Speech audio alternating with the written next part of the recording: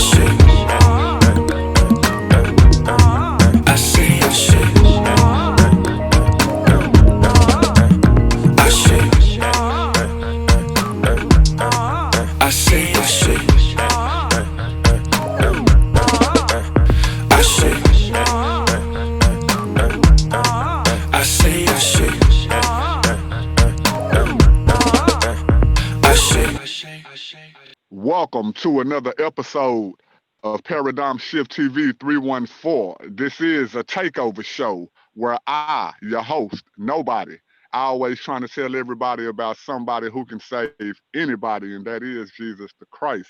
I will be your host for today's show. Today's topic, we're going to be talking about the mainstream music industry and how it affects the Black community. Before we get started, I want to give each of my brothers on this platform a chance to introduce themselves. Starting off, I want to go with my co-host, Mr. Co-host to you, Jerome the Conscious Christian Green. How you doing today, my brother?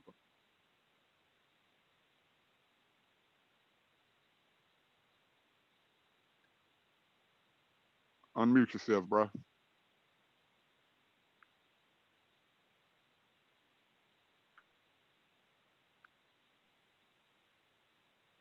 Can y'all hear me? There you go. What's up, bro? How you doing today? What's going on, man? I'm doing pretty good, man. I'm excited to be on this panel with the brothers that we have. You know what I'm saying? And I'm always grateful to be able to do another show on Paradigm Shift TV 314. Okay, that's what's up. That's what's up. My brother Marlon, how you doing today, bro? If you can unmute yourself as well, go on and introduce yourself. How y'all doing, brothers? Ain't too much happening. You know, I'm just sitting in to get my spill on how I feel how the music industry is pretty much ruined a big part of Black culture today with the message that it's sending. You know what I'm saying? So, I mean, that's my main focus is the message. So that's gonna be my spill tonight. So just introduce myself, Marlon Simmons. Okay, that's what's up. Free-minded, you know what I'm saying? Religious, spiritual, whatever.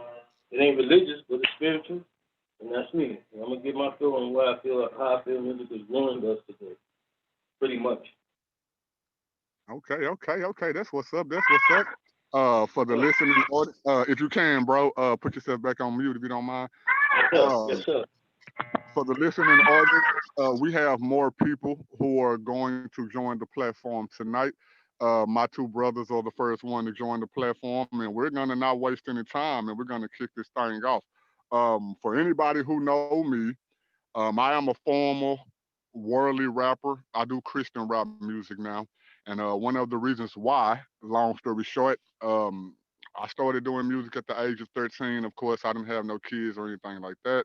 Later on in life, I ended up having two daughters, and once they grew up, listening to my daughters repeat my music And some of the words that they would regurgitate me saying, as in how I used to represent women or represent men, even though I wasn't living that type of lifestyle, I put out that type of music because I came to the understanding that it didn't matter how talented I was.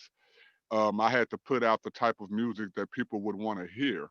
And again, me listening to my daughters repeat me calling females B words and sexual acts that females should have to portray, and the type of viewpoint that men come from when we're talking to females, listening to them regurgitate some of that stuff, it made me kind of take a step back and be like, what am I doing? You know, what am I promoting? What am I putting out? Now, a lot of rappers will tell you, the music that we put out on wax, we actually don't live those lifestyles. Not only that, we don't even teach our kids to live those lifestyles. There was a video that Carly B put out, I think a few weeks, maybe a few months ago, and she let it be known that as ratchet as she is in her music, she don't even let her kids listen to her music. Neither do she teach her children any of the things that she say in her music. So today we kind of want to focus on mainstream music industry, the music that we hear on the radio, the artists and the songs that we see being promoted in the Black community, and how we see the effects that it takes on not only our young ladies but also our young men. We know that gangster rap music is big in our communities. Anybody who know about the music industry know that rap music started out somewhat of political. It started out as a message from Black people to other Black people on how to overcome the system, and sending somewhat secret messages to other people.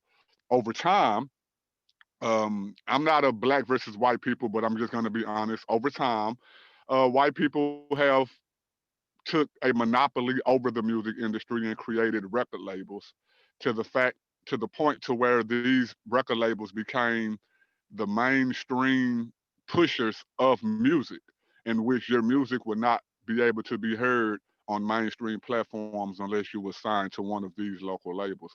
And in doing so, they dictated the type of music and the type of artists that they wanted to be pushed.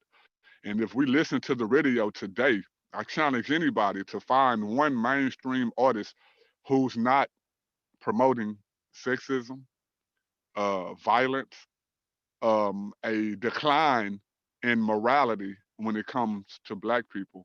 And we can see the majority, again, quote me on this, we can see the majority of the Black community, whether it's male or female, they are influenced by rap music so much to the point to where their worldview on the world is only seen through the lenses of this music. If it's chasing the bag, if it's a female where, hey, this dude may be giving me good sex, but I need a side dude for money. Or if this dude may be giving me money, but I need a side dude for sex, or I need a side dude for his swag. Or if it's a male, if a dude step on my shoe, let me shoot him dead. If a man is claiming another neighborhood or block or state or color or anything that's in opposition to what I claim, let me have beef with that person. I know from the Christian community and the conscious community, we promote a message of Black unity. But when we look at the rap industry, all we see is division, and that division is predicated upon materialistic things. And before I go on a rant about any of this, I want to give my brother Jerome and my brother Marlon a chance to chime in on any of this. Anyone of y'all want to chime in on this?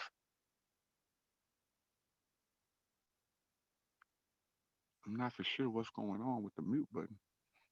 Yeah, I'll give my spiel on what you said, and also about uh my experience just being a fan of mainstream hip hop music for a time period, and coming to the realization that mainstream hip hop music is actually counterproductive to Black progression. Um, for me, the realization came it really hit me when I was in high school. You know, I started noticing, you know, where music was headed as far as the music being being based on or rooted in materialism. Um, you know, how it painted this narrative of Black people that was primarily negative. You know what I'm saying? As far as how we viewed our women, you know, we devalue our women. Um, well, the musical content itself devalued our women for the most part. Um, when it came to a Black man and another Black man, there was rarely any positive interaction being illustrated in the lyrics. It was always a sense of seeing another Black man as being dispensable or expendable. You know what I'm saying? And it's like, um, once I started realizing that, I you know, my interest in mainstream hip hop uh, declined until it was just I stopped listening to the radio. Um, I only listened to I became very selective about who I listened to, what their content was, and you know, things of that nature. And as I got older in my early 20s, I started to listen to people like um, Black Star, Dead Prez, um, you know, just various rappers who were actually promoting positivity, dropping knowledge, things of that nature in their videos. I mean, in their music and their videos. Um, so you know, I did that for years and years, and it changed. It really, you know, changed my whole perspective on uh, on hip hop music and the negative turn it had taken. And you know, I started when I, and it just it made me more sensitive to the music that my friends were listening to, or just the common Black person I would see in the neighborhood. They would, you know, be listening to, of course, mainstream hip hop music, what was hot, and the music wasn't feeding them, man. The music was just helping them to perpetuate a stereotype. You know what I'm saying? And the stereotype wasn't a good one. It was you know, this stereotype that all a Black man is good for is carrying a Glock, selling weed or crack, you know, pimping a woman or a Black woman. You know, all a woman was good for was you know, being sexually promiscuous, using her body for profit, um, you know, infidelity, you know, all that type of stuff. So um, just to fast forward a little bit, like once I gave my life to Christ, uh, you know, I discovered, you know, this paradigm called Christian hip hop. Yeah. You know what I'm saying? And once I got into Christian hip hop, uh, of course, I enjoyed it for the message of Christ and the gospel being conveyed through their music. But what I found most intriguing about the music is that they actually were calling out these mainstream rappers who were building platforms um, off of selling poison to our community, the Black community. And you know, these rappers they weren't really popular, but they still were bold enough to call out certain rappers for the music that they were portraying and that our youth was picking up and trying to emulate the lyrics that were being sung by these rappers. You know what I'm saying? So, man, it's just so many people, or so many of our people, are being indoctrinated by mainstream hip hop.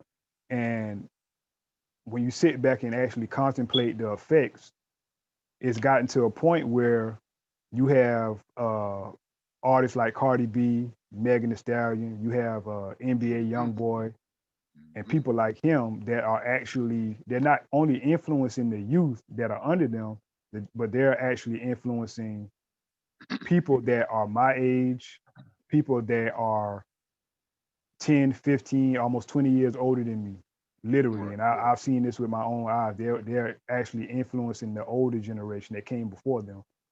And I'm like, I'm gonna cut you off because you know that the older we get, you know, everybody, or at least most people, try to stay young. So you know, you try to, you know, you're influenced by the music that you hear young people listening to because you're trying to stay young with them and keep up with the dialect and the slang and all that stuff, you know. yeah, I can get that part to a degree, but it's like, That don't make it right, yeah. yeah, once you mature, your mindset is supposed to be different. You know what I'm Right, saying? right. It's like, When I was a child, I put away childish things, right? right, amen. You know what I'm saying? So it's like, how are you expressing any maturity when your daily life is pretty much gauged by what you hear a younger artist saying in their music? Mm. You know what I'm saying? And it's like, you know, you got these older women, you know, twerking and talking about, you know, just conceding to the stereotype, basically. Mm. You know what I'm saying? And No, it's like, and it's real out here in the field. And for the listening audience, we just had our brother Walter Johnson to join the conversation. Welcome Walter into the building. Walter, before you give your spiel, I want to give Marlon time to chime in on anything that he want to chime in on this conversation. Marlon, if you can unmute yourself, bro, go and give your spiel on this conversation. All right, bro. Peace, everybody. How y'all?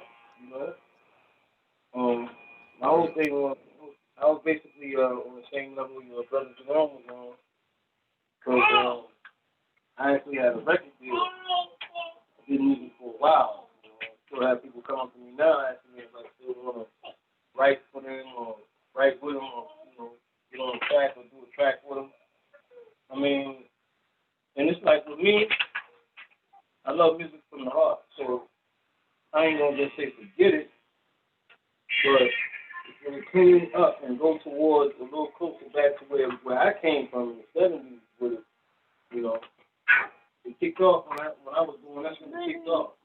You know, So you remember, not to cut you off, bro. So you're a little older than me and Jerome. So you remember the era that we're talking about in which we wasn't born yet. Exactly. And that's why I'm trying to take y'all so y'all can get an insight on, you know, what it was and where it is now. It was love back in the days, always. I mean, every party I went to as a young kid, I mean, I wasn't even old enough to go to parties. I'd sneak in sometimes with my cousin. But when I used to go to the parties back then, man, it was just all dance, the new sneaker, the new chain or whatever you had or whatever the case was. There wasn't no beef about it. Nobody cared what you had. You know what I'm saying? Nobody felt like you had something they couldn't get. You know what I'm saying? Everybody had gold fronts in their mouth, all that. That was old. I mean, now it's different because all that's put into the pot now. The girls, the money, the jewelry, the cars, everything you own. You know what I'm saying? It makes you a thing, something to be looked at, something to be, you know. And we got into that mode where we forgot about music. And we just talk trash on them, you know what I'm saying? We just talk trash about the next man or the next gang or, you know what I'm saying, whose gang is hard as this or who gang ran up on him and did that, who gonna be seen about it. I mean, come on, man. First of all, no real gang. No, I'm sorry. I was asking, do you feel like that type of mentality was a mentality that Black people thought of on their own, or do you feel like it was influenced by the Europeans who ran the rap industry at that time? No, it was. Let me tell you something. The way I see it, when Black people are given a chance to express themselves, they express themselves in a way totally different from the way that we're expressing ourselves today. That's what I'm saying, and I know that's fact. Yeah, I agree. So yeah, I definitely know that the Caucasian European had something to do with that because that was part of the plan. That plan was put down over 100 years ago, bruh. It wasn't just made up the other day now. This plan was written out. The people that oversee this country, this is a corporation designed under these people. Right. And I mean, no matter how we look at it over here, I know we human, but we got to look at the situation we've been put in. We've been put into a virtual situation. So we feel like America's the best country in the world. We believe this. We will. They had to do that to get us to go with what they wanted us to do. You know what I'm saying? Now we look back at it, we want to, say we should have put our foot in our own behinds for that because, I mean, the country hasn't been the best country since anybody ever said it.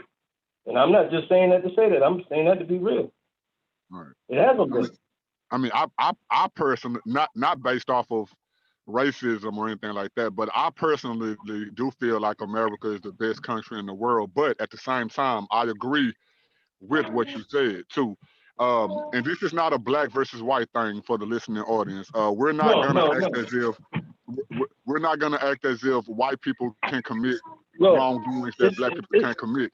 But the fact is, white people do run this country, and the rap music that was on the scene at the beginning was nothing like the rap music that we hear today. And Brother Marlon is right; it's totally different. Totally different. No. And that's all I'm saying about it. You know what I'm saying? I know where rap music came from. So I'm not going to totally bash rap music to death. And I'm going to be honest with you. I'm going to tell you exactly when it happened. When they brought NWA in there from the West Coast with the see, we never had gangs in New York, bro. We just had blocks and streets and whoever. And it didn't really even matter like that, bro. You know what I'm saying? We was just cool with everybody. I didn't go anywhere in New York. When NWA came along with that gangster rap stuff, that's when they planned to do what they did with rap at that moment right there. That was the whole reason for bringing them into it. Y'all need to listen to this brother. I'm only 35. Jerome is younger than me. I think Walter is around my same age. Brother Marlon is older than all three of us. Man, I'm 46. I'm 46 years old, bro. I'm 46. Right. I ain't scared to tell nobody. I'm great. Got kids go 20, 30 years old, so yeah. Right, and I agree. And I'm saying this because people always say when you bring up a subject, you need primary sources. Well, Brother Marlon was actually around when this stuff started to transition. So anybody who may not want to take the word of Jerome or Brother Walter, listen to Brother Marlon. He was actually around, not just around, he was of age, of knowledge, to witness the transition that happened from what rap music used to be and what rap music is today. Brother Marlon, I'm going to bring you back on, but I want to give Brother Walter a chance to give his spiel since he just joined the conversation. Brother Walter, if you can unmute yourself, give your spiel on this conversation, I just wanted to make that clear for everybody so they know, you know what I'm saying, that the rap you hear today, it ain't nothing like the old, bro. It ain't nothing like nothing at all. Oh no, believe me, bro. We're not done yet. This is just the beginning. Brother Walter, if you can unmute yourself, bro, go on and give your spiel and chime in on anything you want to speak on pertaining to the conversation of rap music and how it negatively affects the Black community.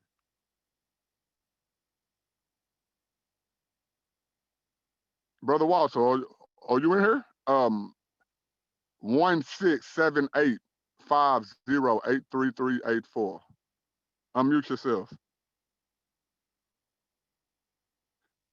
Okay, I'm not for sure if Walter is listening or not, or if he may be away from his mic.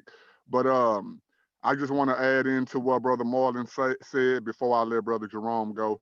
I agree with you, bro. I wasn't born back then, but I've studied rap music, and I looked at not just rap music. I mean, we all know rap music comes from the church. I mean, I don't know if people may know this, but believe it or not, the first rap songs ever came from the church, and that was rapping about Noah and Noah on the ark and all this stuff. It transitioned into what we know as rap music today, which came from New York. And like Brother Marlon said, I stay in Dallas, Texas. I stay in the South. There were no gangs. I mean, there were people who claimed Bloods and Crips and all that, but it wasn't nothing like it is now. You could go anywhere you want to go. You could wear any color you want to wear. You could have on whatever you want to have on. But once the music from New York like Brother Marlon said, specifically the NWA, once that music started getting pumped into our communities, then you started seeing the communities in Dallas start to take shape to where I know people who are not from Dallas may not know this, but I'm from 49 Kings, Keystone Pope, and that's primarily a blood neighborhood. But it was nothing like that prior to the rap industry. You know, everybody was getting along with everybody. Everybody was cool. We shared food. We shared finances. We shared resources. We did all that.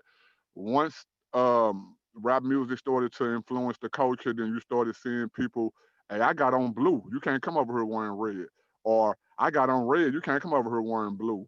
Or my booty is bigger than yours, or my stomach is flatter than yours, or I got this hair from the Chinese people and it's wavier than yours, and where your edges, and you know, you just started hearing all type of things that didn't matter at first starting to matter, to right now where you can go to a club and literally get killed over somebody stepping on your shoe. It doesn't matter if the person apologized or not. Doesn't matter if you know the person or not. Doesn't matter where they're from or not. Somebody can literally step on your shoe, leave a mark that you are able to wipe off with a towel. They can leave a mark as small as that, and you will find yourself dead or shot in the head or your crew killed because of something as simple as this. All because rap music promotes you not to take any disrespect, in which disrespect is not even on the same level that it used to be. Somebody stepping on your shoe and apologizing is not disrespect, but simply because the person has stepped on your shoe, that's taken as disrespect, regardless if it was on purpose or not. And I feel like it's just crazy. Brother Walter just hit me up and said that he couldn't unmute himself. Brother Walter, see if you can unmute yourself right now. And if you can unmute yourself, go ahead and give your spiel on the topic of this conversation. I'm sorry, I said I was going to go to Jerome next, but I want to go to. What's up, bro? You hear me? Yeah, we can hear you now, bro. How you doing tonight? Man, I'm good, Sambo. I'm good. If you can, bro, we're talking about the music industry and how it negatively affects the Black community right now. If you can, go in, bro. Oh, yeah. So, you know what I mean? Peace to everybody that's here, man. Blessing to you all, man. And I'm just on here chiming with my brothers, you know what I mean? So it just basically go down there with the history of music with me, you know what I'm saying? Like, I have certain people in my family that's musically inclined, more so on my dad's side than my mother's side. Well, both sides, you know what I'm saying?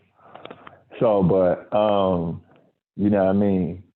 But my introduction to music is when I was younger, around the LL Cool J's "Mama Gonna Knock You Out" era. See, that was, you know what I'm saying? That when I was little. You know what I mean? Yeah, that's when I was little. And me and you, I'm a year older than you, actually, because I'll be 36 in the 29th of this month. So, okay, you know what I mean? Well, I'll be 36 in March, I got, so we're in the same era. Yeah, so, but you know what I'm saying, I got older cousin, and just like you, I've been, you know what I'm saying, I've been in it for a minute, and you know what I'm saying. But the thing is with me, how I got into it was the era that I come up into, where it was about showing how witty you are with your skills, as far as, you know what I'm saying, what you knew.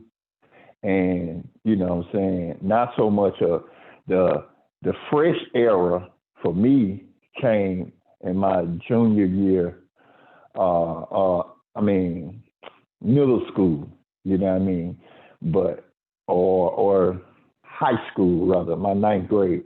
But the earlier part, it was just about, you know what I'm saying, how fresh you was coming off with, you know, what you knew and how well you could put together your lyrics. It wasn't really nothing degraded in the area, the small town I was in, or whatever the situation it was, or Monroe. No, So, if I mean? cut you off for a second, I agree, bro. Like you said, me and you, we're not a year apart. We're only a couple of months apart. And I was born in '85. I started rapping at the age of 13, so that's roughly around '95 to '98. And like you said, when I came into rap, it was all about your delivery, your skills. You got 16 bars. You take 3 bars to set up your punchline on your 4th bar, and that was what it was all about, man. So I agree with you. Go ahead. I'm sorry.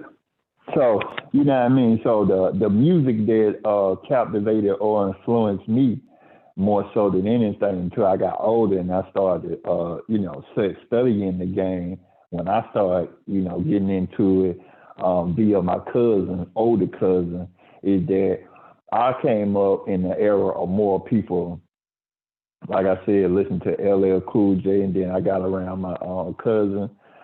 You know what I'm saying? And that's when I got introduced to, Supernatural and daggone, Big Daddy Kane and, different other people of that nature. But my particular era is that I was coming up, I was listening to Timbaland, Timbaland and Magoo. I was listening to Crucial Conflict.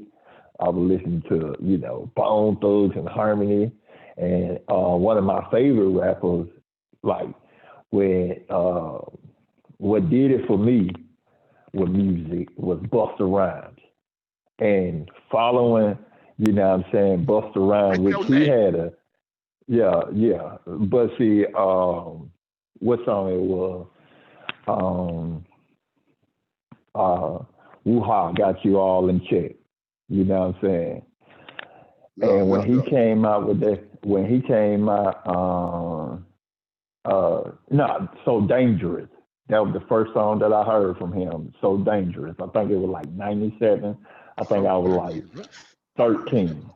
Yeah, I was like 13 when that song came out. It wasn't until later in life that I realized that, because he's a 5%er, you know what I'm saying? But with the Nation of Islam and Gods and Earth. But then you wouldn't know that. I'm going to cut you off, but Brother Marlon, since you are a 5%er, and Brother Walter just brought that up, did you know that Busta Rhymes was a 5%er? I'm in on it. Okay, Listen, cool. man, let me ask you a question, brother. Let me ask you a question. Who was the first rapper to drop a song in rap, period? Not just from, I ain't want to say where he's from, but he's the first rapper, period, to come out with a rap record. Where from? Now, and I'm going to give you the year. The year was 78. I see now, I don't know the person, but I heard that the guy is from Jamaica. See, from my understanding, because like I said, you older than me, but I heard that before Jamaica actually developed off of United States rap, the music that they have called dance hall and all that. That came from us. You see what I'm saying? Rap opened a whole new door for everything. R&B music, pop music to get his swing in, you know what I'm saying? If it wasn't for rap, pop would never even, you know what I'm saying, would never had a chance. Yeah, wouldn't have had a chance. But the first rapper to come out, let me say this, the first rapper to come out was Spoonie G. Y'all look him up. Spoonie G, okay. I heard Spoonie G, he is also, I believe he's also 5%, and he's the old, if you ever want to hear rock him or you want to listen to Spoonie G. That's what I was finna say. I never knew. The first song he put out was The Godfather. That's the name of the song. I'm the Godfather. It sounds just like I Got Soul, or one of them records Rakim did. But that's the first rap record in New York, period, right there.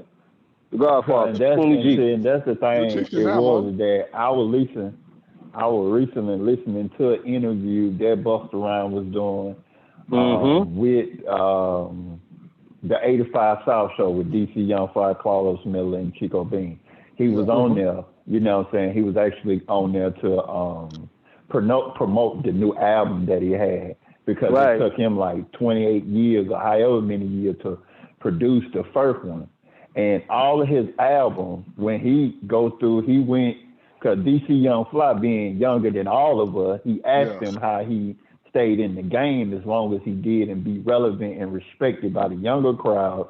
But, you know what I'm saying, because he was like, he been doing music longer than he been alive. And DC Young Fly, being a comedian, he told him, he was like, bro, he said, bro, you a good artist, but he said, I don't think you got nothing on Twister, just to mess with him.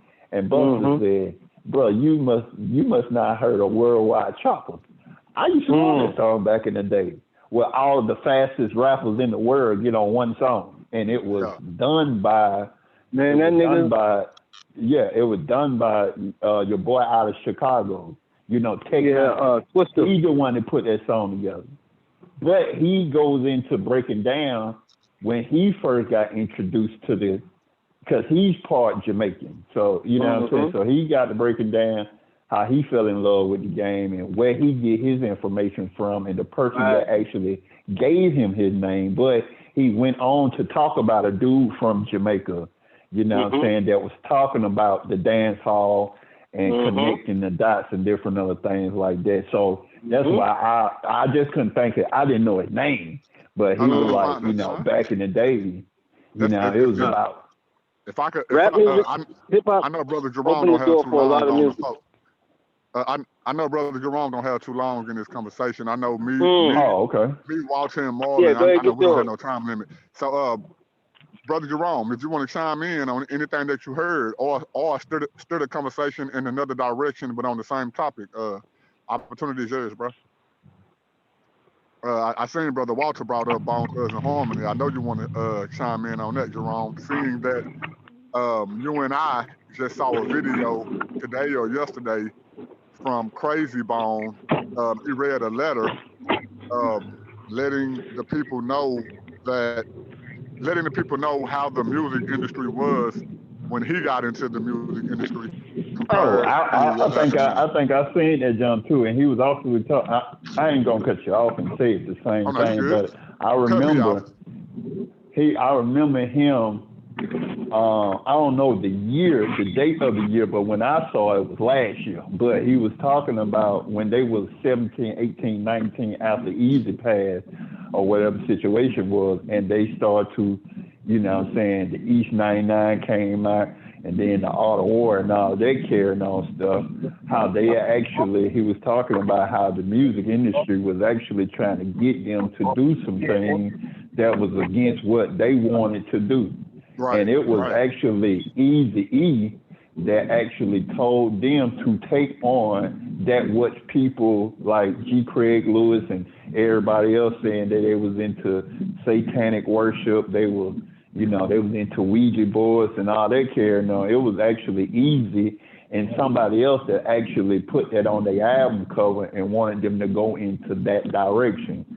So, what I mean? A lot of they, you know what I'm saying? He in his later years spoke on that. I don't know if that's the same thing that y'all talking about, but he was giving that interview.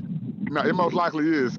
He's only been having a podcast for a little while, so that you probably seen that same interview on the podcast I'm talking about. Jerome, if you can expound on that, bro. Oh yeah, because I mean, Bone Thugs and Harmony, they were my favorite rap group. Period. You know what I'm saying? And I got introduced to Bone Thugs. I got introduced to them after, they after their heyday. You know what I'm saying? It was like 2001, 2002 when I first discovered their music. But what I will say is that some of their early music did have some dark undertones, like with the Ouija board and, some of the symbolism on their album covers and stuff like that.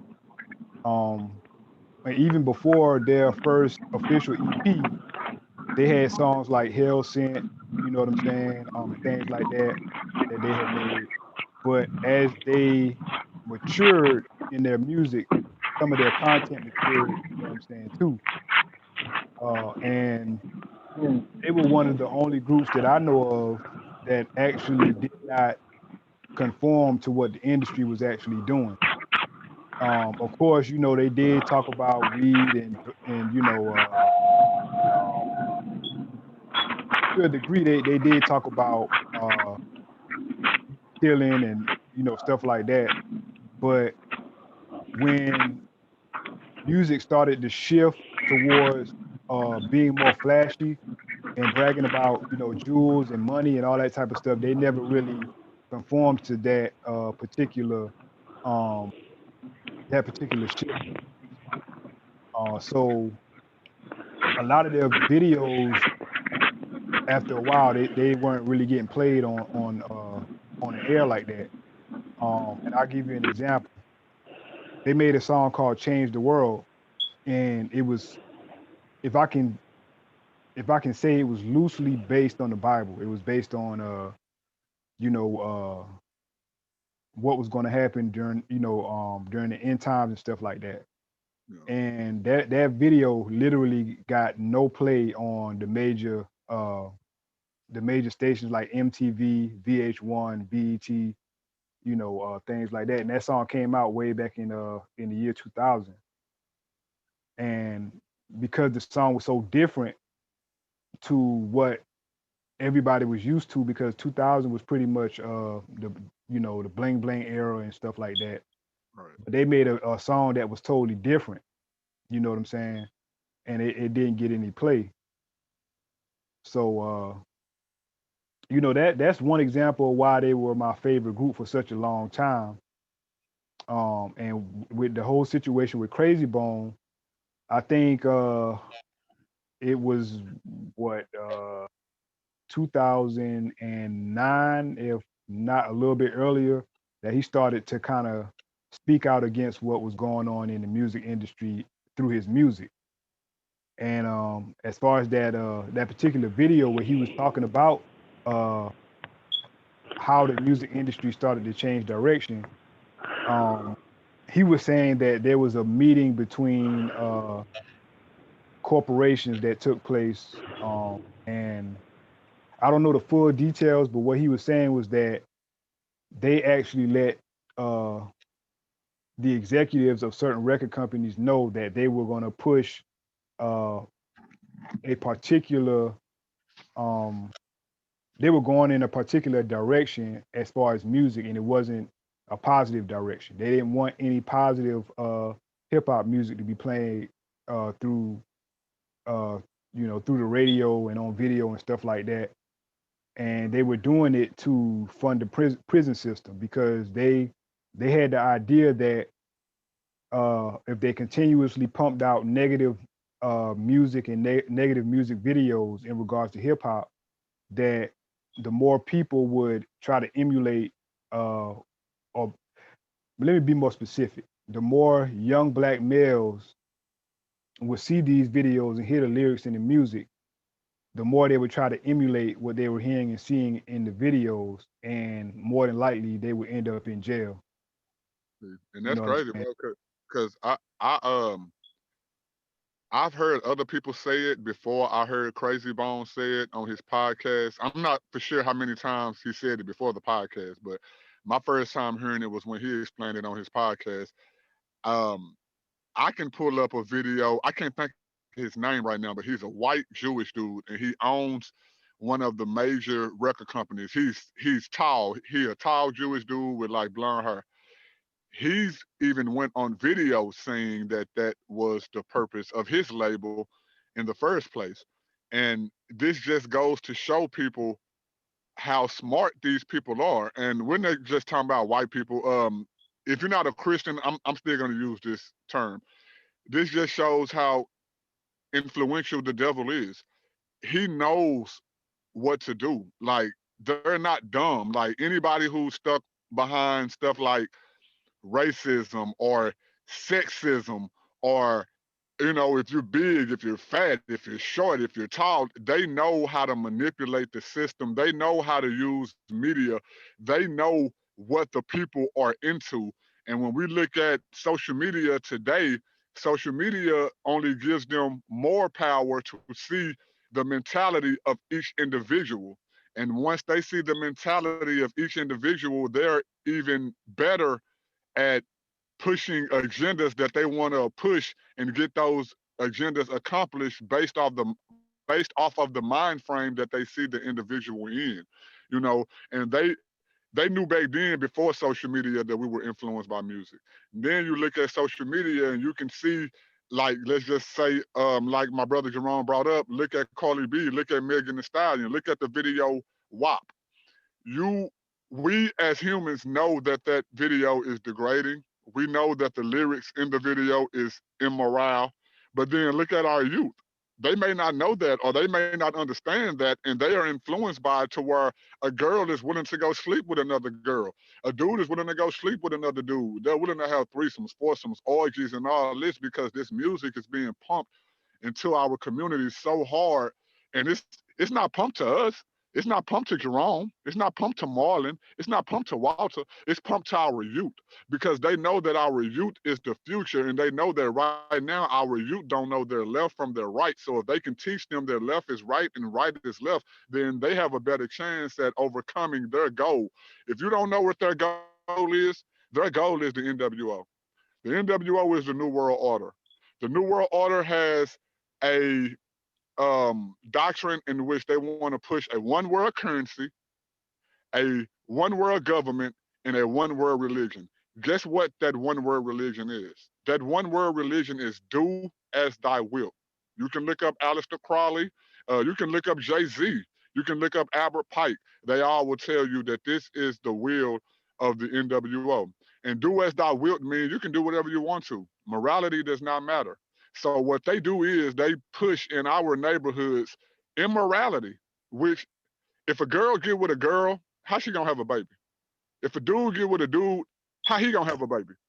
If a woman get pregnant by a dude and they're promoting to you to go to an abortion clinic, how are you gonna be able to leave a legacy? You see, God is about life. And I'm not trying to turn this into a Christian argument, but God is about life. These people are about non-life.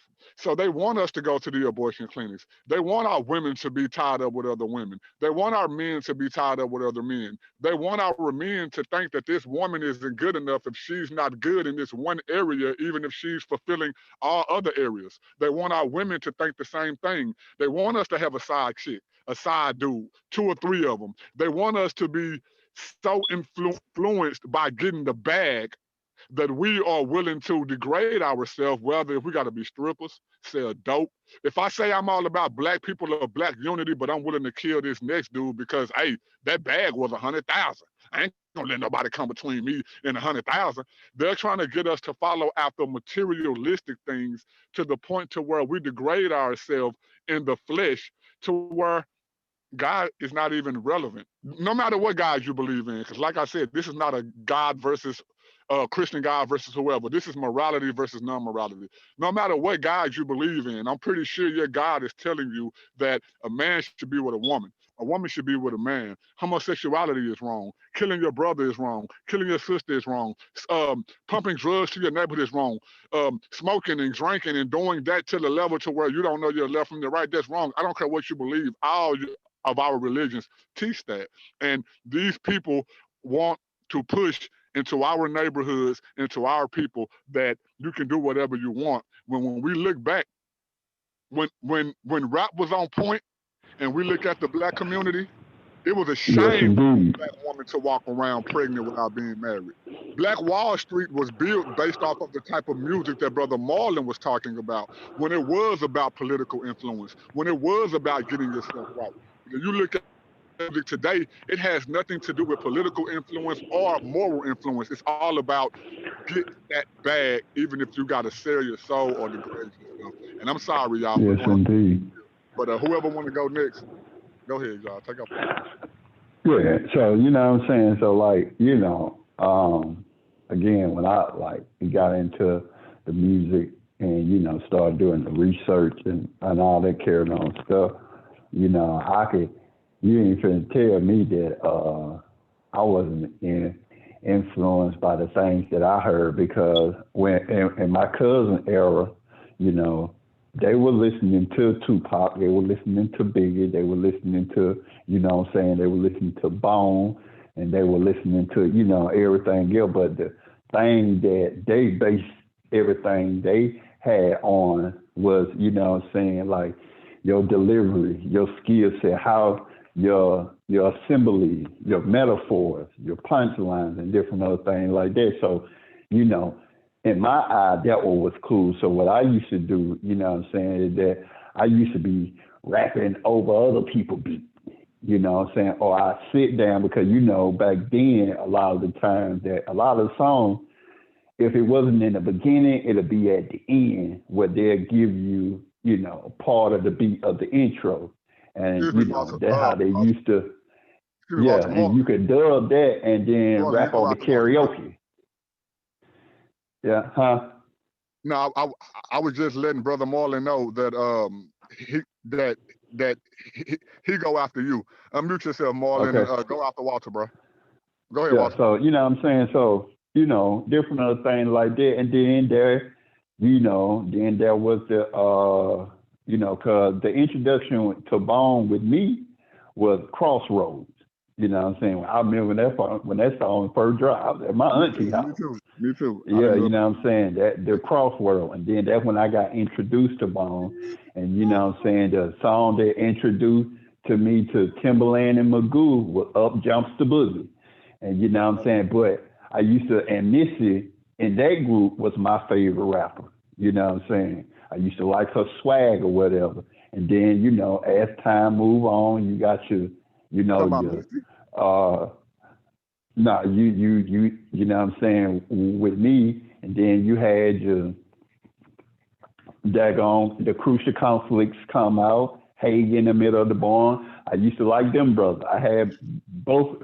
They came out with more albums, but their first two albums for me in my era was golden. I used to listen to, you know what I'm saying, Showdown and all this stuff, and then the Cash Money and the No Limit, you know, make them say, I was never a fan of True. See, I had to go back and do homework because I was introduced to Master P through Ghetto D.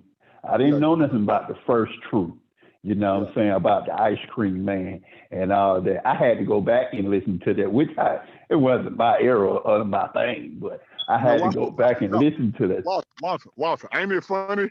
Ain't it funny that how when Master P, not Ghetto Dope, the albums before that, ain't it funny how when he dropped his first albums, he was a flop? It wasn't until he started pushing Ghetto Dope and all that he made it. Ain't that something? Yeah, when Ghetto D first dropped, oh man, it was rap.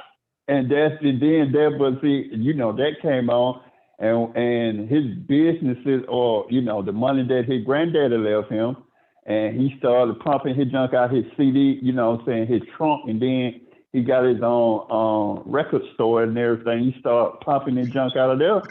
I was into everybody. I was into all of his artists, even if they were whack. I was into all of them. If I can make a joke real quick, if I can make a joke real quick for people who follow the videos in the conscious community, Chris Harris said the reason why Master P was able to do that was because of communism. So I just want to throw that out there.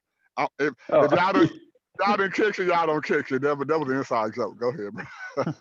But yeah, you know what I'm saying, like Master P, you know what I mean? When he came out, and then even with him, as awkward as this dude is, and he could not stay on beat to save his life, but he said he did it on purpose. One of my favorite rappers at that time was Silk the Shocker. I didn't know. And then afterwards, for whatever reason, I just thought he was so cool. I don't know. For whatever reason. Don't do shit like that, man. You telling the truth, but don't do shit like that. Yeah, but man, he even said it on the Breakfast Club there. Because Charlamagne asked him. Yeah, Charlamagne asked him, man, why you could never rap on beat? He said, I did that on purpose. Oh, no, wait. Let me give you clarification for that, because I know a little inside tip on that. Reason why he couldn't stay on beat, if you listen to Silk before Mystical joined the label, Mystical is my wife's favorite rapper. I'm my wife's husband, but Mystical her husband over me, according to her. So anyway, Silk used to rap a totally different way. Once Mystical joined the label and everybody started seeing Mystical started getting most of the attention, you started to see that Master P told Silk to try to sound as much like Mystical as he can so that he could take away that influence Mystical had, but it never did work. So that's why you hear him rapping the way he rapped, but he couldn't stay on beat the way Mystical was, and it fell off. But Walter, I don't want to cut you off. I just want to give my brother Marlon a chance to speak. Oh, okay. Go ahead, bro. Marlon, unmute yourself, bro. Add to the conversation, bro.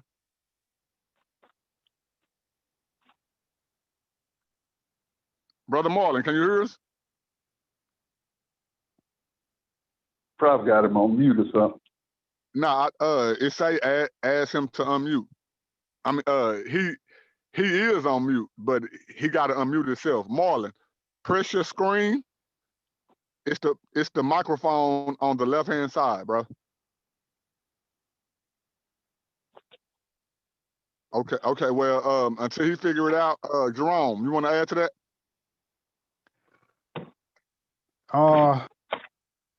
Well, I can't really add to Walter's experience. I can just, I mean, to the conversation continue. overall. Okay, well, yeah, I mean, I feel like y'all said earlier, like the music industry, and the record companies, they have an agenda they're trying to push through their artists. And I think one of the earliest examples of that did come out of NWA, because it's like when Jerry Heller came and he was trying to get the members to sign these contracts, and I think the contracts were worth like over $70,000, and $70,000 at that time was a lot of money for them. Really? As being previously independent artists, and everybody signed the contracts except Ice Cube, because he knew something was shady, and he was more business oriented than the rest of the group. So he said he wasn't signing it. You know what I'm saying? And I think that was a smart move on his part. And another example I could give is Tupac Shakur. You know what I'm saying? Because Tupac Shakur, when he first came out, he was literally the living link between Black Power activism and hip hop music. Now, I think his fatal mistake was when he signed to Death Row. You know what I'm saying? Because you kind of hear his musical content change once he signed to Death Row, and he was. It's like he went in a direction where he was lashing out, and he was promoting this image that it wasn't conducive to any type of Black Power activism, if you ask me. Knowing that that's the way his mother raised him, like you said, you can literally see the change in his music from when he started to the moment he got signed to Death Row. And it's if I may add this, it's no different than Kanye West. You can see the difference in his music to when he was local, to when he somewhat got mainstream, to when he got his first hit on the radio, to once he became a star. So yeah, I just wanted to agree with you on that. Yeah, and I think in Tupac's case, that's what led to his demise. That whole persona he took on after he signed with Death Row ultimately led to his demise. And he had the potential to be a true activist. Like, he could have changed the entire face of hip hop. And I think before he died, I think he was kind of coming to that realization, but the folks he was running with wasn't really feeding that to him. And he ended up getting into that fight with Orlando Jones, and it was retaliation. That's how he ultimately lost his life. And even when you think about the whole East Coast West Coast beef, the media really, the media and the record companies pumped that beef up to where it got to epic proportions. You know what I'm saying? And it's like that's a clear illustration of how the music industry will blow up this negative, hostile, antagonistic side of hip hop just to pit black people against each other more and more. And Right. now, I'm sorry. It'd be no different than me and you beefing, Jerome. We have inside videos of how close Pac and Biggie was before all this stuff. It'd be no different than you and I knowing how we know each other, cool with each other, all that, and then somebody dangled a bag of money in front of our face to make one of us, because both of us don't even have to agree, as long as the other one agree, to go against each other. And like you said, it's like they were totally different people before they got into the industry. You know what I'm saying? And that's crazy. Brother Marlon, you have to unmute yourself, bro. We can see that you still here, but you're muted, bro. You got to unmute yourself. But go ahead, brother Jerome. Brother Walter, I want you to add on to what Jerome's saying, or chime in on the subject. Hi, you can hear me? Yeah, I can hear Walter, and I can hear brother Jerome. Brother Marlon's still muted.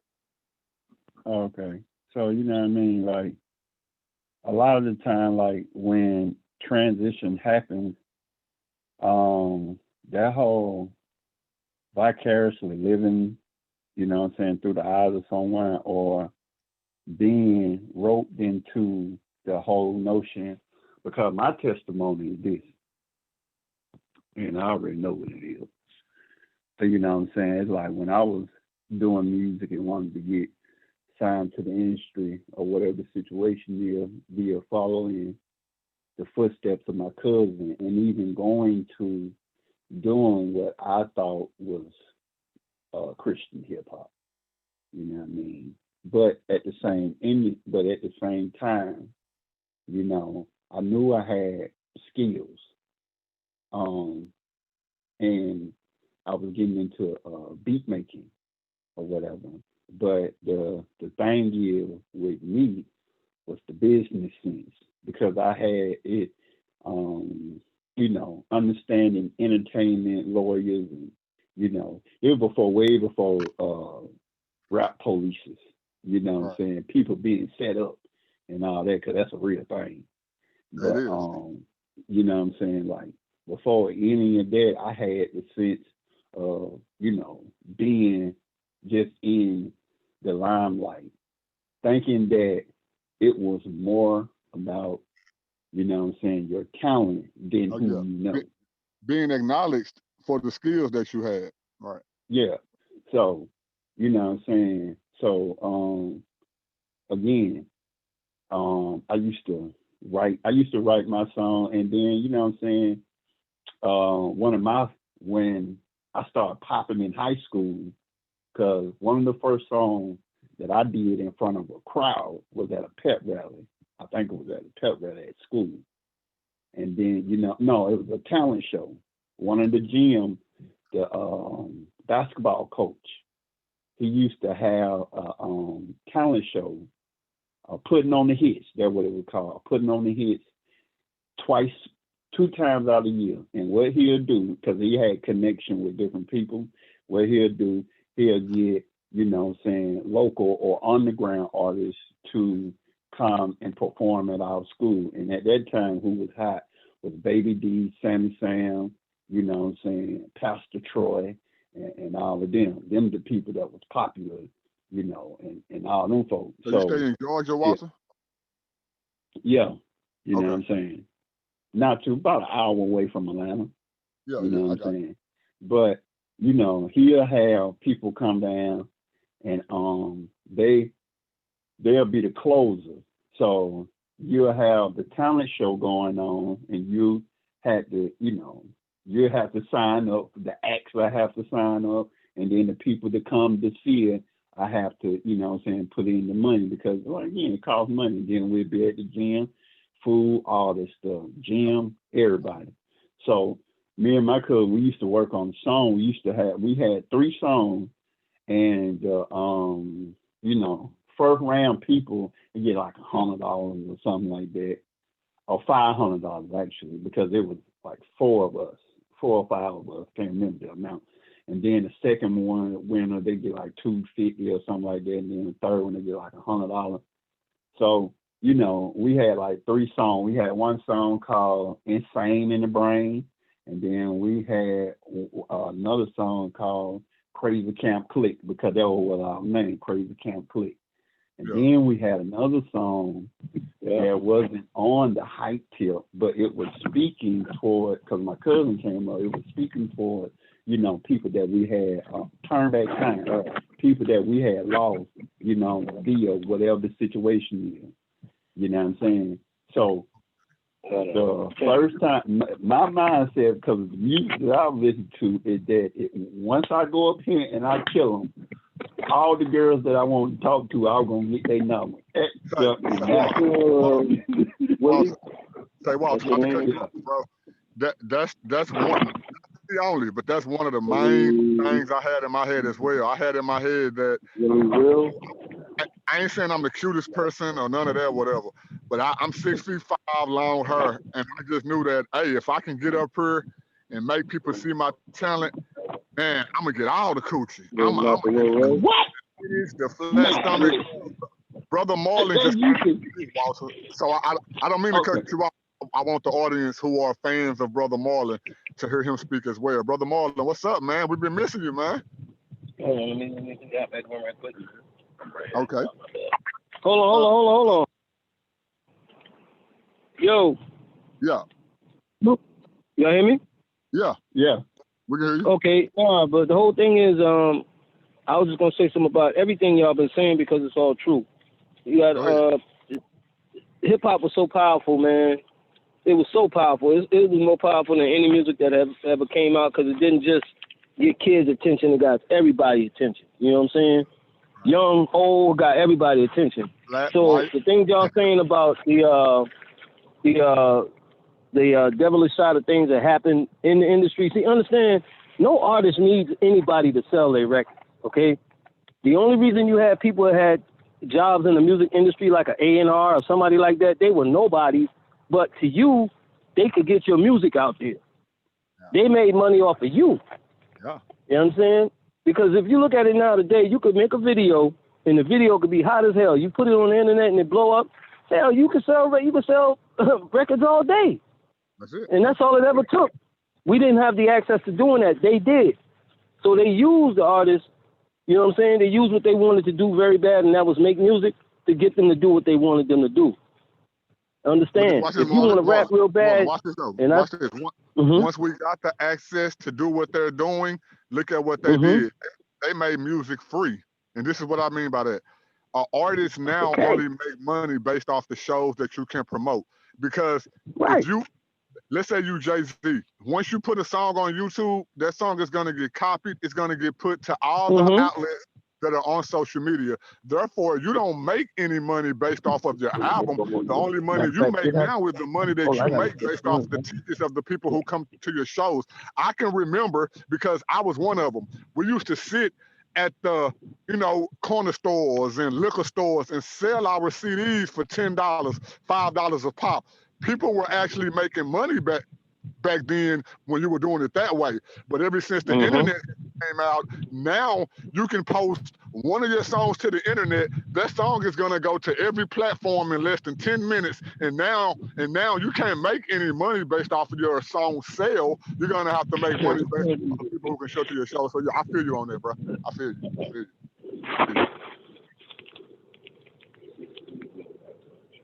Continue, bro. Continue. Okay, yeah. What I was saying though is all that stuff is it was used to create what we see today, man. Killing, gangs, all that stuff came up off of the way you got to play when you're in the industry, and when you're in the game of the devil, you got to play the way he wants you to play. And his game is control you, totally control you. And once they see the heart of the people with anything, money, music, TV, whatever, they're going to use it to their advantage, man. And they've been playing games with us from time we came here till now. Before now, they've always been playing games with us, man. And that's what I say when I say tricknology. It's a trick, okay? And look at everybody that got into the industry. Were they not tricked? Yeah. Didn't they come back and tell you what happened with them? Didn't they tell you what they did? How they made them change their music and all that type of stuff? Didn't they tell you that? Yeah. Okay. I don't know not one mainstream artist who didn't switch up from the way they used to rap when they were local to how they rap now when it's mainstream. I don't want to side anybody. Mr. Willie Lynch has just joined the conversation. Willie Lynch, what's up, bro?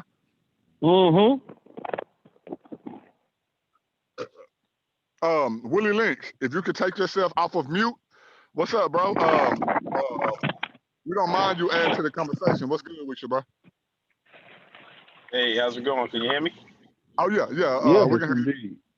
Yeah, I was just sitting next to Marlon before I bounced. He had, sent me an invite so I could listen in on the conversation. It's pretty interesting. Yeah, over the years. I was born in '85, so Okay. I was just, when I'm thinking about it, when it comes to like all of that music, back then it used to be more inspiring, motivational, but nowadays it's a bunch of garbage. Right. This stuff is causing all the people, everybody, to practically go crazy. It's almost like witchcraft. They give you a melody, hum a couple of things that you can't even understand under the beat, because it's not on top of the beat. Can't even understand what they talk about. The next thing you know, a day later, you got people shootouts, bombing, all this other craziness. Yeah. So that's how I look at it. And I used to rap. Right. I'm from Brooklyn, New York.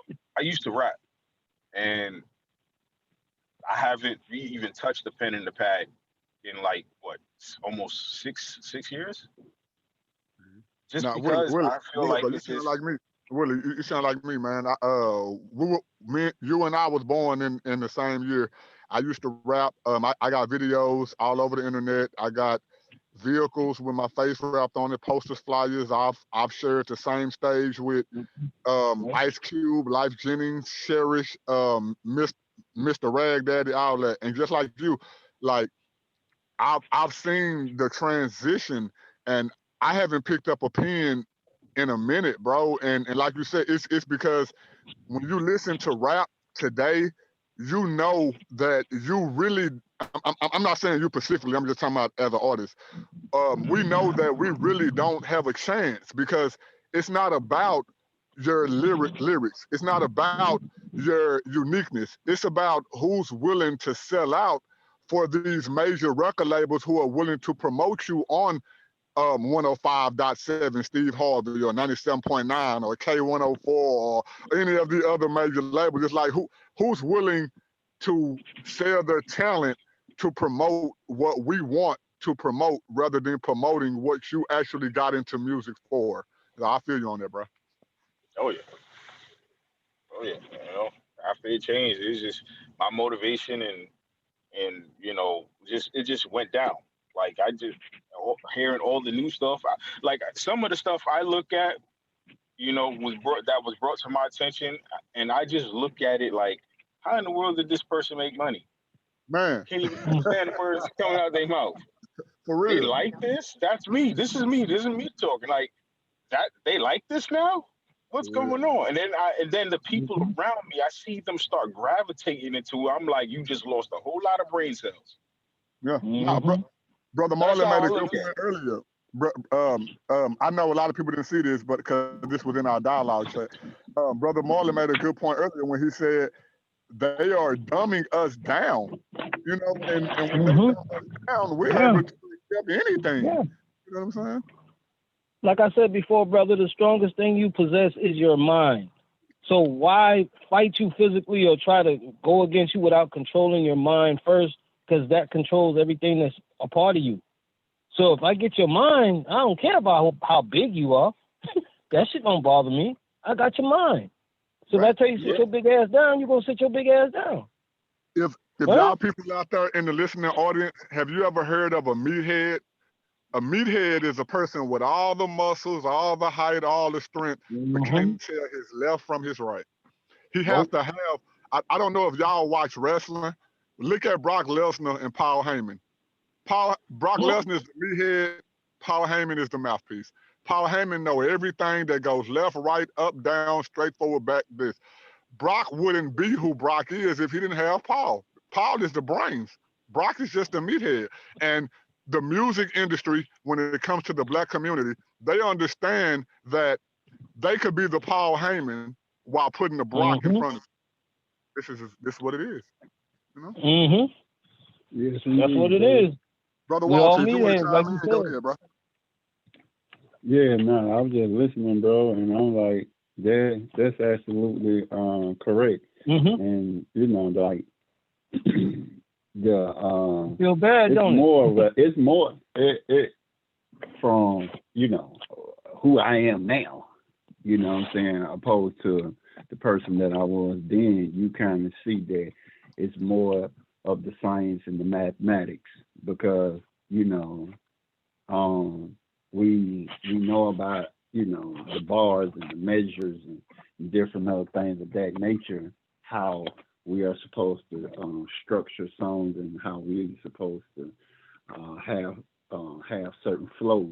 But it's, you know, it also plays into, you know, not so much of the talent per se, but selling the image, you know, the portrayal or what it is. You know, when I was coming up, you know, my cousin and again, all of us, we used to call them studio gangsters, because it was fraudulent of you to say that you were somebody that you wasn't. Right. But wait. Brother Walter, look at today. You remember when I'm pretty sure Willie Lynch and Marlon was growing up. The whole notion was being real. You know, I'm real. I do this. I say this. I live this. But then we look at today, 2021. How many females have fake butts? You know, how many people got fake lips, fake cheeks, fake hairlines, fake muscles, fake stomachs? It's like the paradigm has totally shifted. Even though some of you brothers are older than I, the paradigm have totally shifted to when you and I was growing up compared to what it is now. It's like fakeness is accepted rather than who you actually are is not accepted. But if you put on an image or a facade or a portrayal of who you are, that's more accepted than who you actually are. And that's crazy, man. Man, listen, I was actually, well, I can't remember, but I was actually looking at an old video. I was on YouTube. I don't forgot what I was looking at. It had to be something dealing with music, because what happened was that Hot Girl had came up, and what I saw at videos then that was criticized, oh man, them choir songs compared to now. You know what I mean? So, and if you even look at like the girls back then, the girls and the dancers even back then, as skinny as they was, whatever they had going on was nothing like the chicks now. You know what I'm saying? It wasn't until it wasn't until because Megan Ford had brought that out, as far as, you know what I'm saying, because she was a top video vixen, and she was explaining to how, like, you know, fame is now the ultimate, you know what I'm saying, goal, when it was actually the byproduct. And she said, and a lot of people is willing to do whatever they got to do for the fame. And then she said, and if fame is your ultimate goal, you're willing to do a lot to get there. Because it's the, like we were saying earlier, it's the recognition. People, it's just human nature, you know what I'm saying? Expectation spirit, that you want to be seen, you want to be noticed, you want to be recognized. Ain't nothing wrong about that, but it has to have a context and a balance.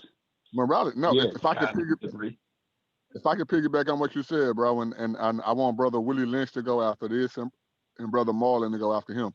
What you said, bro, it's people are so influence to want to be famous, in which everybody is not going to be famous.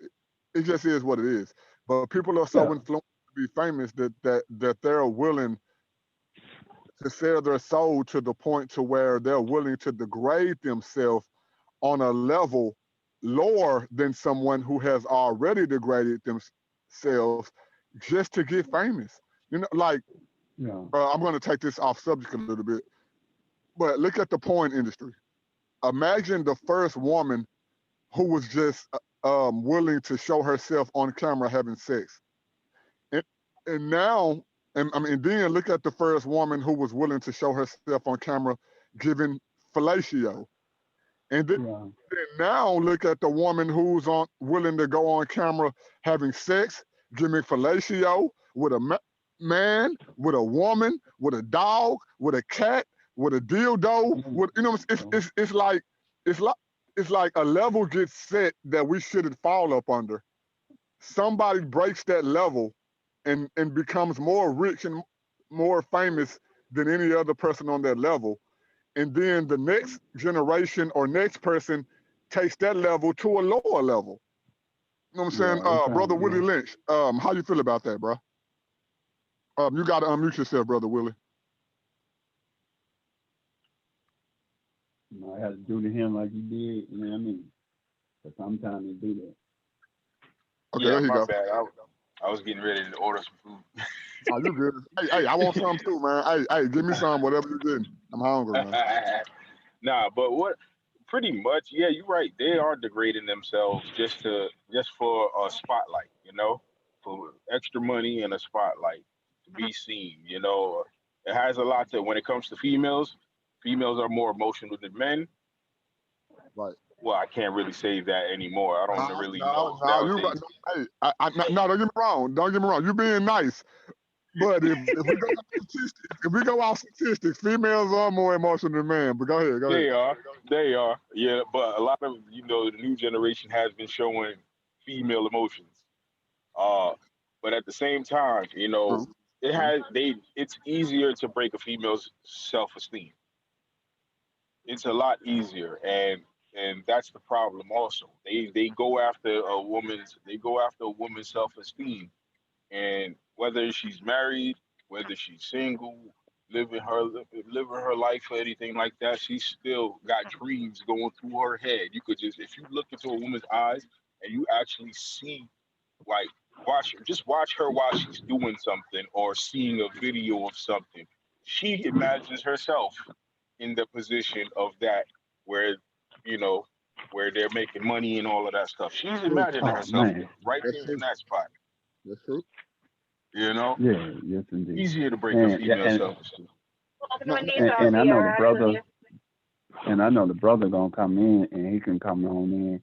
But you know, the thing that I think about, you know what I'm saying, let the brother gonna come in, is the transition from when you're looking at different women in our era, you know what I'm saying, days of old, regardless of whatever they may have going on behind the scenes, trauma or just whatever, is that you can look at a lot of the ladies that come up, especially, and I'm going to use from my era, a Lil' Kim, because we remember the Lil' Kim from how she looked. And she also played a significant part of the, you know what I'm saying, the changing of women and being promiscuous or speaking their sexuality. Because women been doing it forever, you know what I'm saying? But it was always cloaked in a different... It was frowned upon at first. Yeah. So, you know what I'm saying? So, ladies, you know what I'm saying, people like Lady of Rage, MC Light, you know what I'm saying, and different others that, and them coming through, they said, you know what I'm saying, you know, and Queen Latifah, you know what I'm saying, who you calling them, you know what I mean? Yeah. And they'll just go hard on that. But up until Lil' Kim, you know what I'm saying, because she was the paradigm shift, you know what I'm saying, up into her, they wasn't really on that tip, because again, it was more about for them being respected being looked at for their talent and being looked at for their skill or whatever the situation was. You know what I'm The saying? And feminist then from movement. that, The feminist movement, bro. yeah. So, but then when Lil' Kim came out, you know what I'm saying, with her first album cover, because it wasn't until her second album where she just blew up. But you know what I mean, when she first came out, before she started to you know, change her appearance because of media, you know what I mean, she set the bar where that the industry, that all other women that was want to travel that path had to sound like her or to sell themselves like her. And one of the reasons, you know what I'm saying, and one of the reasons for that is because the media know that, you know what I'm saying, like these unrealistic standards of beauty is in media, everybody pretty much know that that's a problem. But you know what I'm saying, which that from a psychological standpoint caused the depression, anxiety, and you know what I'm saying, you changing of your body. And major corporations, they, like you were saying earlier, they know these things, you know what I'm saying, because ultimately, like, they like to pimp, and they'll use your image. They'll set the standards, and they'll tell you, oh, for you to be into this, you got to do this, or for you to get this, you got to do that. And a lot of these chicks, you know what I'm saying, dudes play a part in it too. It's a revolving door, you know what I'm saying, supply and demand. But a lot of these chicks try to fit into the mold of what somebody else say, and then they trying to keep up because they'll have somebody younger or older, or they'll give more to somebody who's doing less for somebody who's supposed to be doing more for a certain agenda. So it's like, oh, you want to be like, such and such. You know what I'm saying? You want to be like. Look at how young Foxy Brown was when she started coming out with the image, the sexual image that she portrayed. And then look at all the older women who followed after that image because they can remember when they was in that mind frame. And then look at all the younger women who wanted to follow after her making that transition because they wanted to break loose from the conservative or moral mind frame that they were taught by their parents. So what you're saying makes 100% total sense. And not only does it make sense, we can trace it. We can trace back women in the musical industry who were on the corner just like us, hanging around dudes who were just rapping and freestyling. Look at how they were dressed. Their heads was covered, their arms, their shoulders, all the way to their feet were covered. Then you look at now, you can barely find a female with cloth that's covering her vagina area. Look at Lindsay. What's her name? The fat girl. She went to a whole basketball game with a whole outfit on, but her butt was cut out of the outfit. How could a person get to that level of morality, as you stated, if it wasn't first for Little Kim doing what she did? And then look at Little Kim now. She's changed her whole skin color, her face, her eyes, her lips, and she looked like a total. I don't even know what she did, like an alien or something. They used her. You know what I'm saying? You know what she did that? I'm gonna let the brother come in. But it is for the simple fact. Go out to Walter, bro.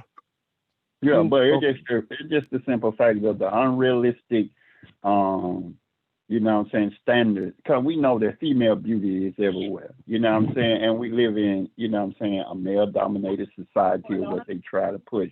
But at the same time, these people know that the female beauty is good business. So, you know what I'm saying? So what they do is that they put out, you know, they surrounded these chicks wherever they're raised and however their upbringing is, and everybody don't have the same values or whatever. Everybody's household is not the same.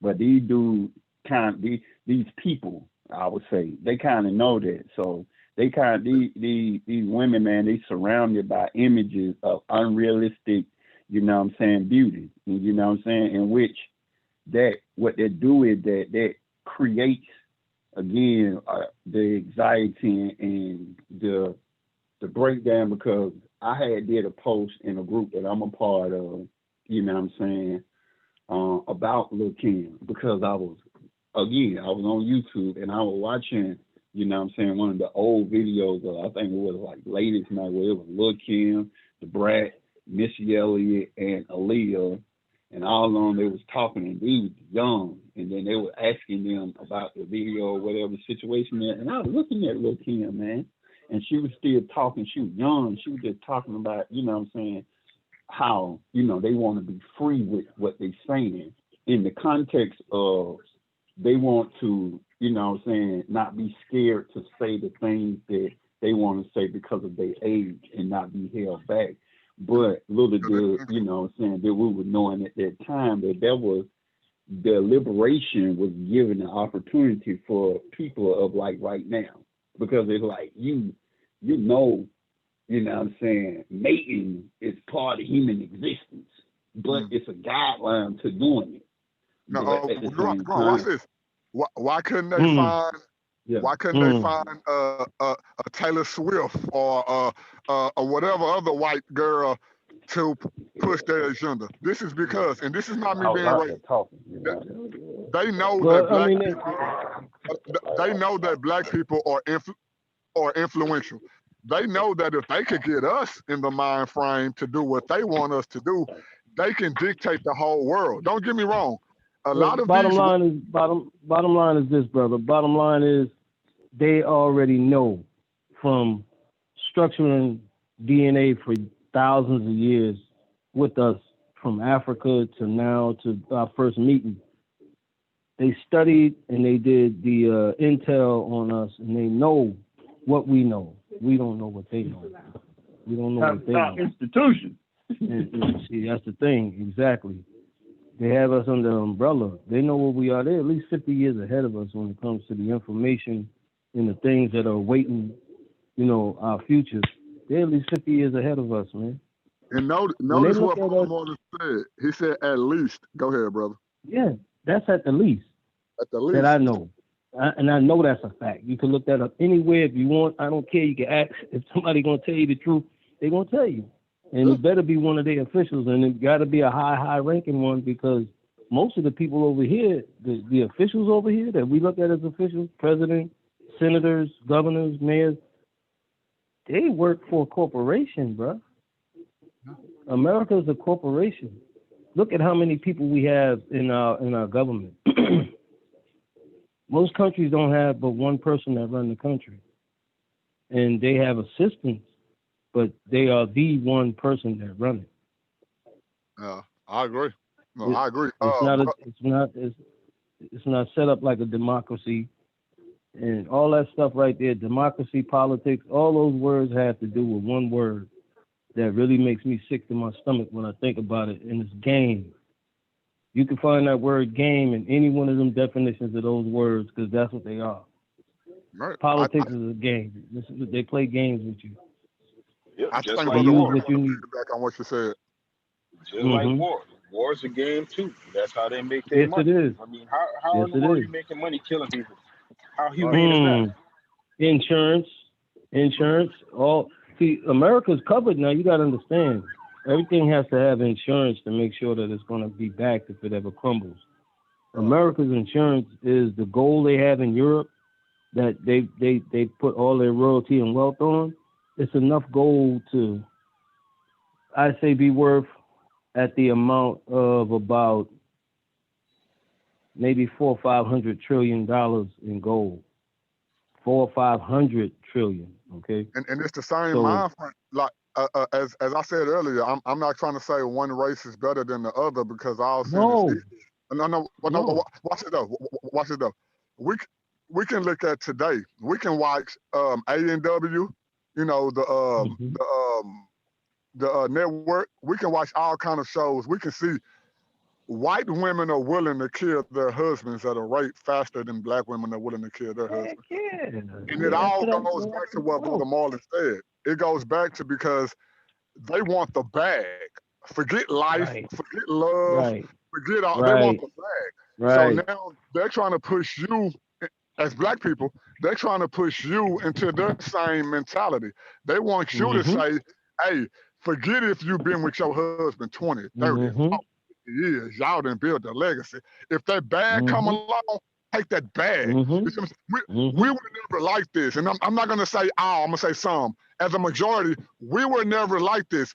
If I'm a woman, my husband could be staying out of a cardboard box. If I love this man, I love this man. I got his back. This white rich mentality wants you to believe that I'm on top of the world. And if my white husband ain't giving me what I think I desire on top of the world, then let me turn my back on him. So now they have presented a message to people who are majority in poverty to where you haven't even got to the position to where you want to get to yet, but they want you to turn back on who you been down with since day one-ish.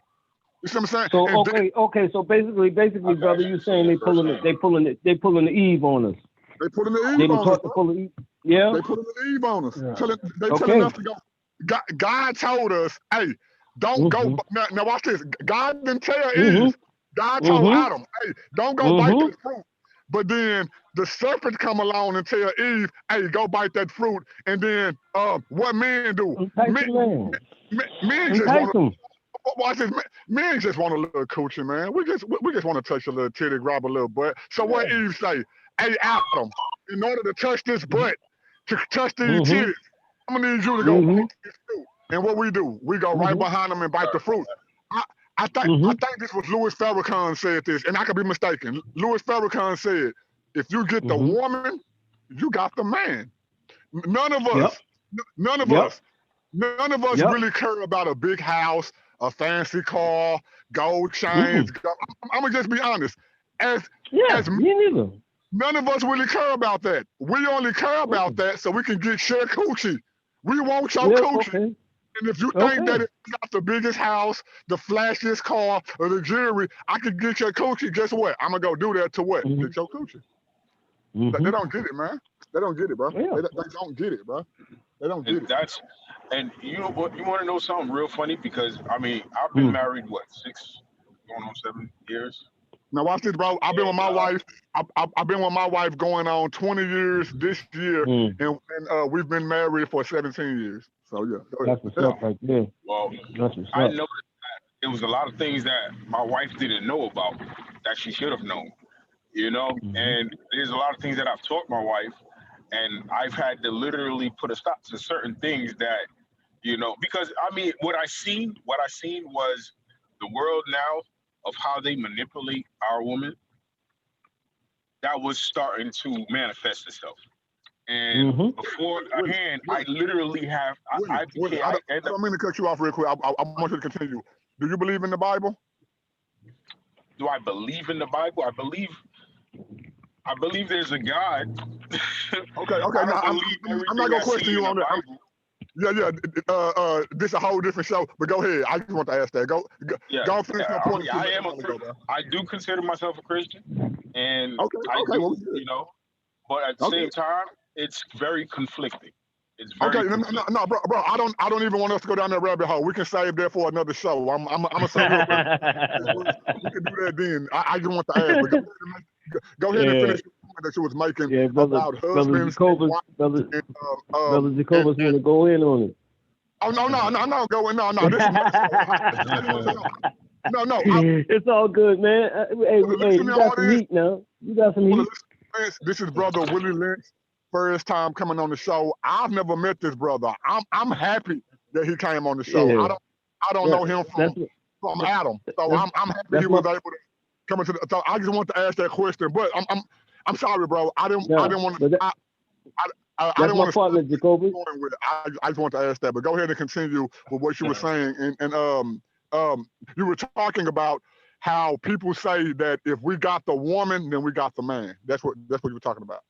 Oh yeah. Well, you know, like there's a lot of things like I seen that was getting ready to manifest itself, and I had to put a stop to it because those things that began to manifest itself would have kept us broke. For one, 2, it would have made me look at my wife in a whole nother way. Like we would have Yep. never been married this long. Yeah. Yep. Yeah. And that's the God honest truth. But we're That's married, what's up. 4 children. We still go through our ups and downs. But you know, when I Right. start seeing things manifest, I bring it to light. She might not like it. Mhm. That's what kind of starts the arguments. But hey, I'm not gonna sugarcoat it. Only people who consider themselves your friends, but they really ain't sugarcoat Yeah. things.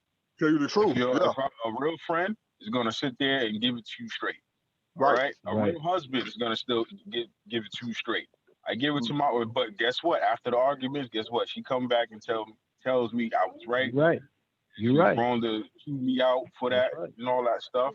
Because I mean, even her own family won't even tell her something like the way I would.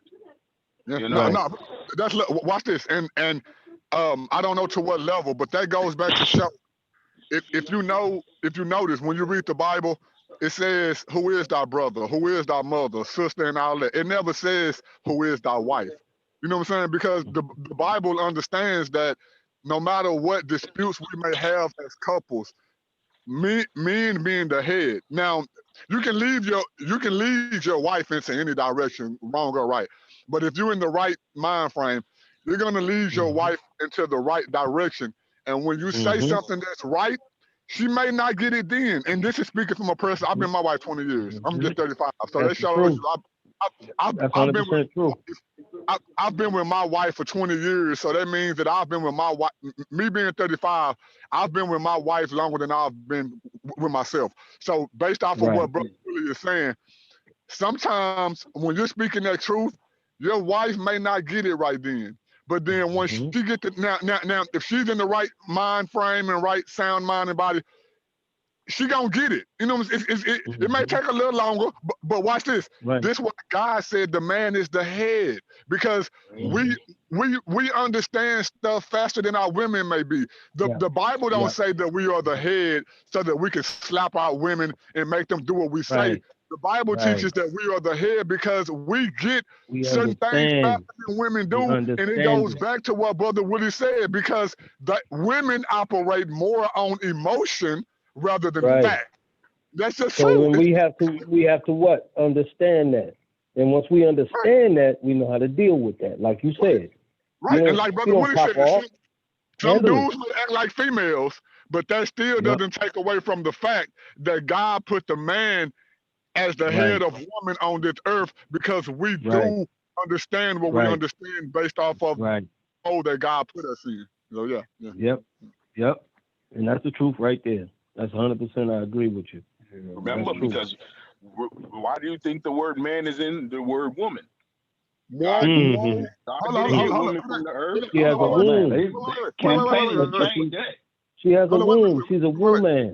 She's a It woman. ain't. It's not one man and the It's prefix is woman. man.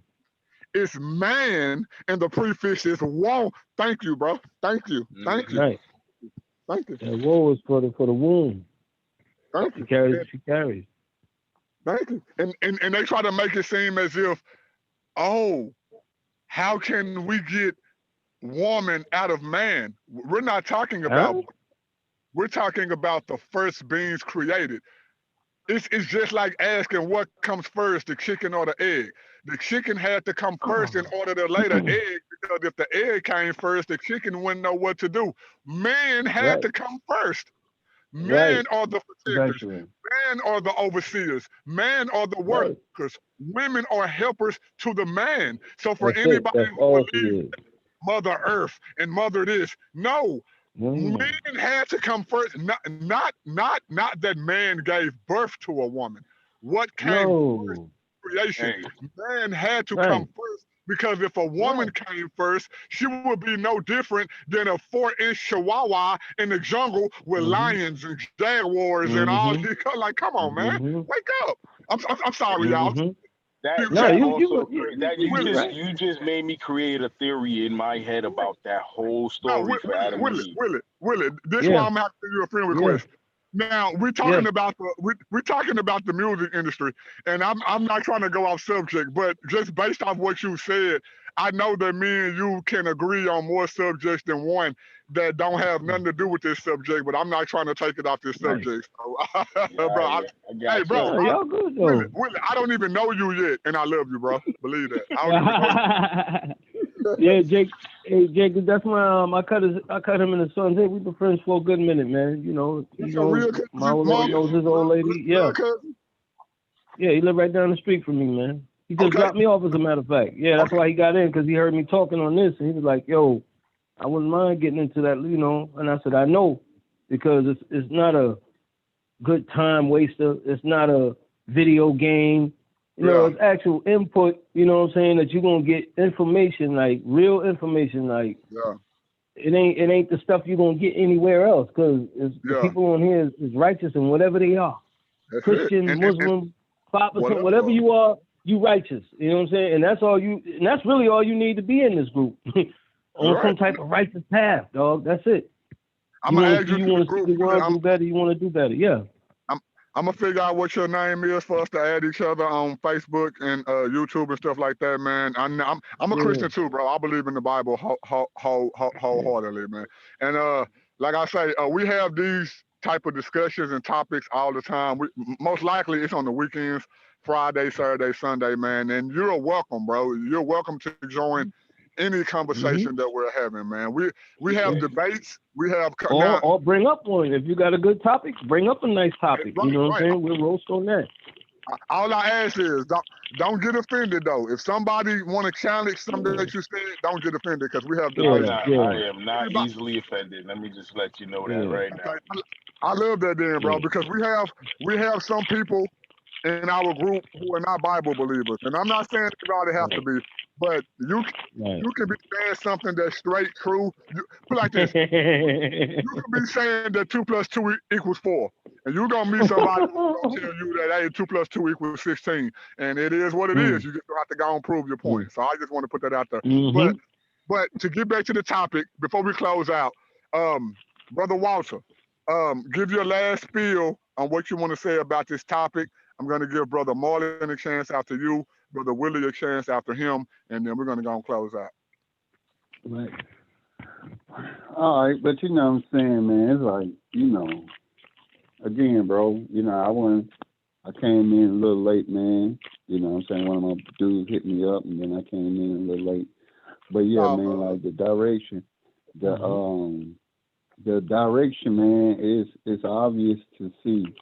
Though you still have some, you know what I'm saying, they doing their thing, they on the ground or whatever the situation is, but you can actually, you know what I'm saying, look and tell the reflection that it has.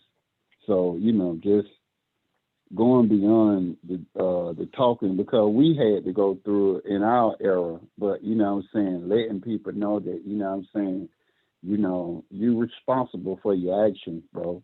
So, you know what I mean? You listening to whatever the situation is, and you letting them influence you, because that's what it does. You know what I'm saying? You know, music ain't nothing.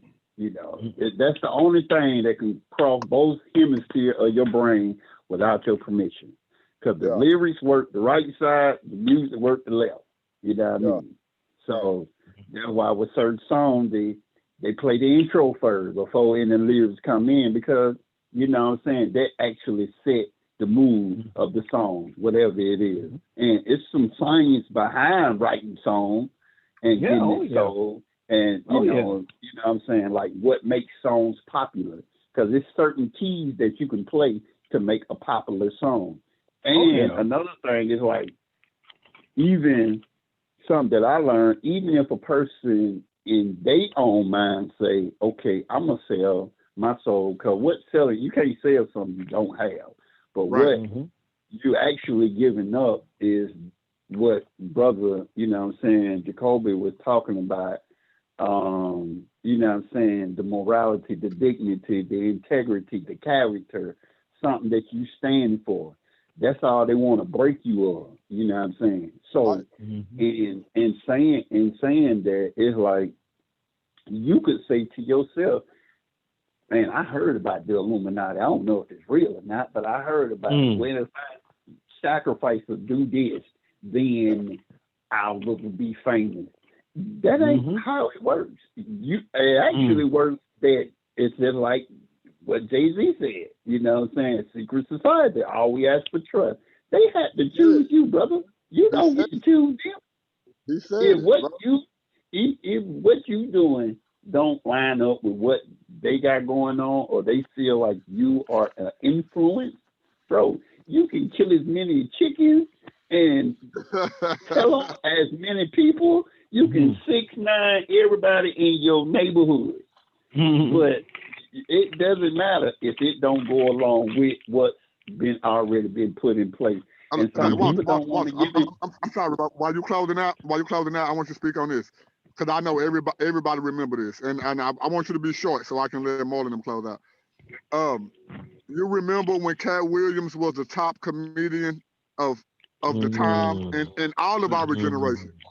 He came out and dropped a video and let it be known that the reason why he's not the top comedian right at that time is because he spoke against the Illuminati.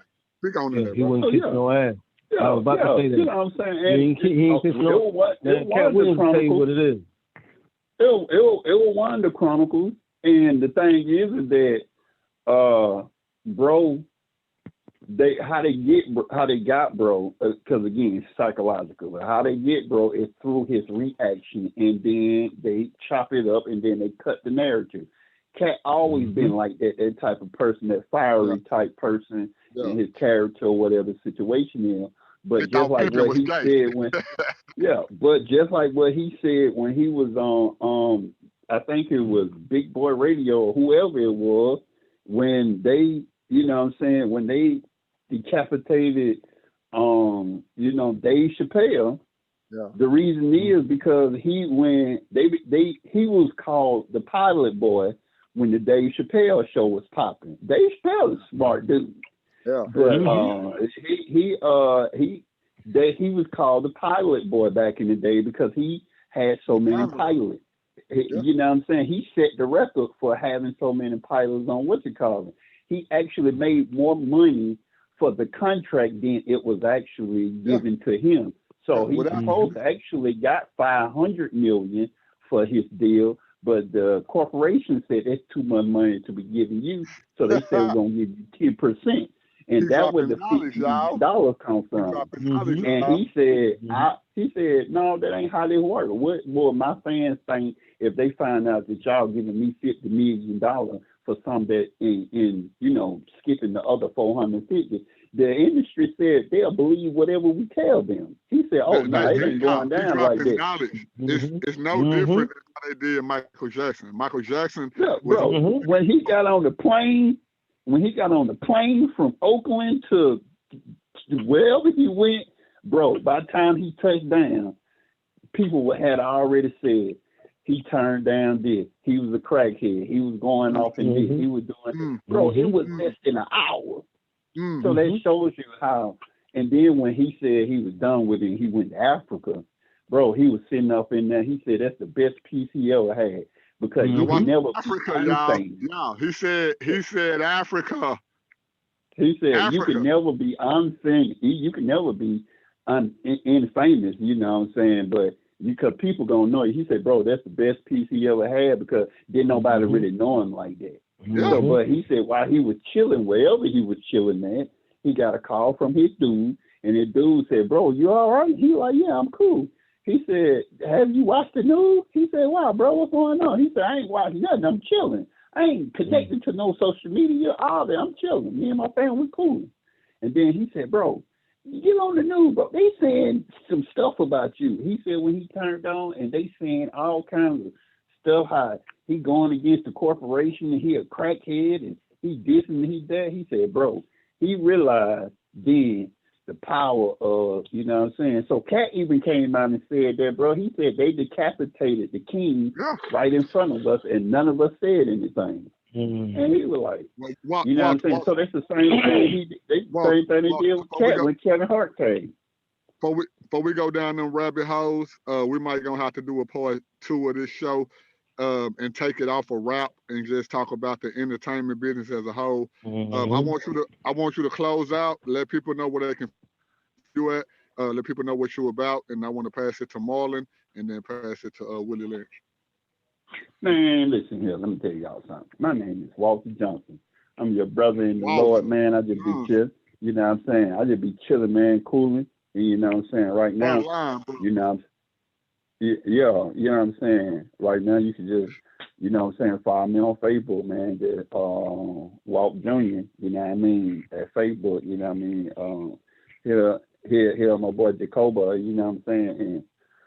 And he'll let you know the information, you know what I'm saying? That's where I do most of my dealings, that when I'm not working, you know what I'm saying? I got Instagram and I got all that, but I don't even be on it like that, you know what I'm saying? To tell you the truth, only reason I got it was to follow some comedians and different other things like that, but, you know, I mostly just be on Facebook and different other things of that nature. Other than that, and in the group that they be adding me, man, I'm added to a bunch of 1,000 groups. I guess somebody care about the stuff that I talk about, I guess. Because I don't be talking at all of them. His brother's smart. Because I'm only interested in like 2 or 3 groups, and after a while, my brain started hurting, so I just had to pull back. So, you know what I mean? But that's where I be at, man. Okay, cool. Brother Marlon, I want you to give your closing too, but I also want you to speak on the narrative of what Cat Williams said when he said that once he blew up, and he started speaking on the Illuminati and the industry started turning on him. So I want you to give your first spiel on what Cat Williams said about what we're saying about the music industry and entertainment overall, and I want you to go and close out. All right. Well, I mean, from my knowledge of what I've been digging in and getting into, I was in the industry for a while. I mean, I had a deal for at least 10 years. Y'all could look the album I did with Evil, Candy Girls on YouTube, a couple of other little joints. But the thing was, my love for music is like my love for my spirituality, my way of life, or whatever you want to call it, my religion, whatever. That's what you know what I'm saying? The Bible and, you know, most of the books that I've been reading, I don't cast any book out. I mean, I hold to the Bible because the Bible was what I grew up in. All right? Don't get it twisted. I'm real good on the Bible. I know what the Bible is. I study it still to this day. But, I mean, I guess you could probably say I'm more of a I'm going to put my trust in God when I think. You know what I'm saying? And I'm going to trust what he made. He made me. So if he made me, and I feel or I think a certain way about something that's happening or that happened or is about to happen, then I'm not going to freak out. I'm gonna go with what he's telling me to do in the situation. Most people don't do that. They freak out and do either what they think is going to be more fun or what they think is going to be fun or what they think they got to do. And usually it's something stupid, end up getting killed or getting locked up. You know what I'm saying? Because they're not paying attention to themselves.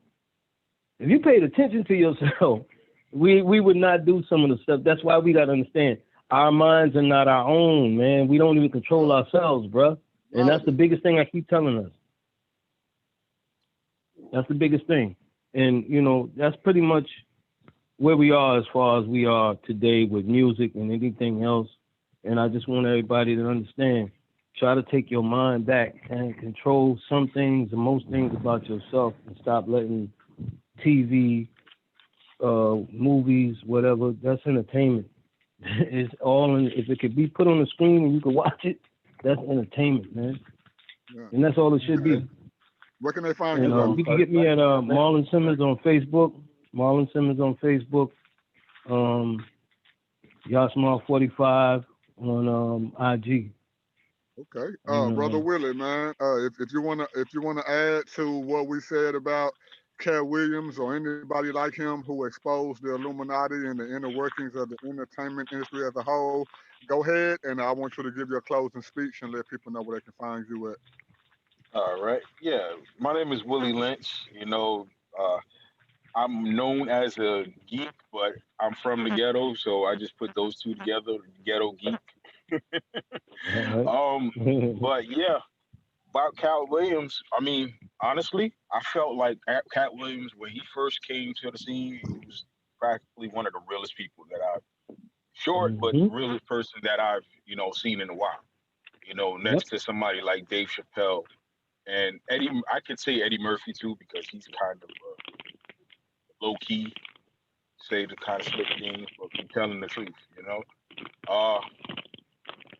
When it came to when all of that transpired with him going from big fame to everybody, the industry turning against him, it kind of showed the truth. You just have to be very naive to ignore the fact that it was actually happening. This man has kids. Why would he do something off the wall, off the chain, if it wasn't pushed on? The harassment, the news talking about him, anything that they were doing, because he even told the story of him going into one of these mansions and he's seeing some of the weirdest craziness, like famous people that are regular names, regular household names, doing crazy stuff behind closed doors. That's like forming their little that right rituals there, and stuff. you literally have to be the most naive person not to put two and two together. You already knew his reputation from telling the truth and not giving a crap about it, That should tell you something. Now we have Dave Chappelle, who's very intelligent, love him to death. He's sitting there, he'll sit there and he's telling the story about this kind of stuff, and he makes you get it. But I remember they tried to bash him, but they couldn't get him. Because he's still making his money. He's still able to get on the screen and make partnerships and contracts and all of that stuff with people. Just was being smart about it. Nobody could see. He put a barrier where he's unstoppable. Cat Williams, I know he wishes that he would have did something a lot sooner to protect himself from all of it. So I feel really bad about what happened to him. But yeah, that whole situation, like, it just shows that there's something, they say it's the Illuminati. It could be that name right there. That name right there could be a fault. Shadow government.